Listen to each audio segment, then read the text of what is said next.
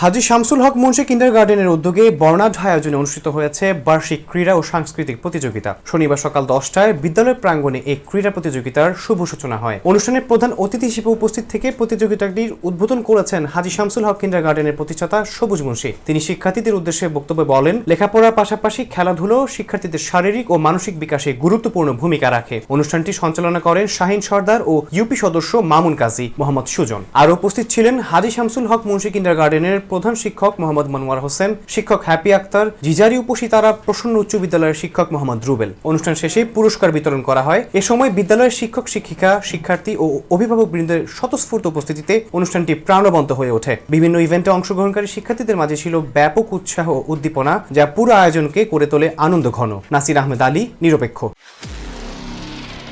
নিরপেক্ষ, সত্য প্রকাশে আপোষহীন।